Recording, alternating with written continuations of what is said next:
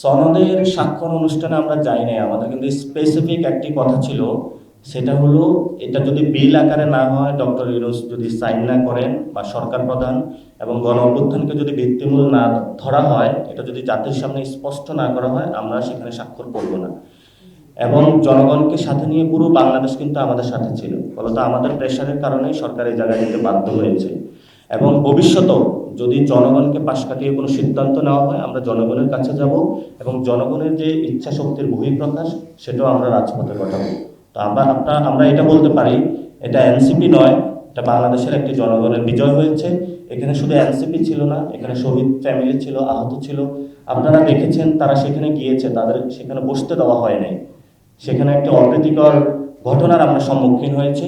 আমরা সেখানে শহীদ ফ্যামিলি যারা রয়েছেন, আহত ফ্যামিলি যারা রয়েছেন, তাদেরকে আমরা বলেছি যে আমরা উদ্যোগ নিচ্ছি, আমাদের সাথে সরকারের কথাবার্তা চলছে, আপনারা শান্ত হন। রাজপথে তারা নেমে আসতে চায়, কিন্তু আমরা বাংলাদেশে কোনো অগণতান্ত্রিক পরিস্থিতি আর দেখতে চাই না। আমরা গণতান্ত্রিক পরিস্থিতির পক্ষে উত্তরণ ঘটাতে চাই।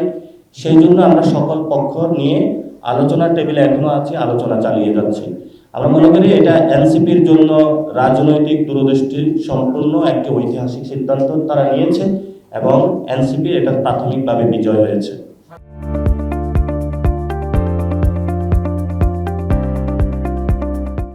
সরকার যখন সিদ্ধান্ত দিবে, এবং আমরা বলেছি ঐক্যমত কমিশনে এই ড্রাফটটা দিতে হবে। ঐক্যমত কমিশন যখন ড্রাফটটা জনগণের, এটা কিন্তু সুপারিশমালা দিয়েছে, এটা ড্রাফট আকারে আসে নাই।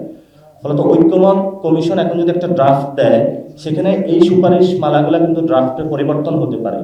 সেজন্য আমাদের আইন মন্ত্রণালয়ের উপর কিন্তু আস্থাটা নেই আসিফ নজরুল স্যারের উপরে। সে জায়গা থেকে আমরা বলছি যে কনসেনসাস কমিশন ড্রাফট আকারে যখন হাজির করবে, আমরা সেটা পড়ব। যদি দেখি জনগণের সকল আশা আকাঙ্ক্ষা এবং গণ অভ্যুত্থানকে প্রাথমিক ভিত্তিমূল ধরে নেওয়া হয়েছে, তখন আমরা সাইন করে দেব।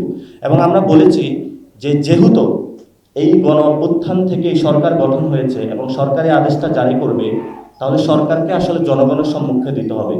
সেটাতে আমরা সম্ভাব্য যে জায়গা, সেটা শহীদ মিনার বলেছি, কারণ এই শহীদ মিনার থেকে এক দফা দাবির মাধ্যমে শেখ হাসিনা বা ফ্যাসিস্ট রিজিমের পতন হয়েছে।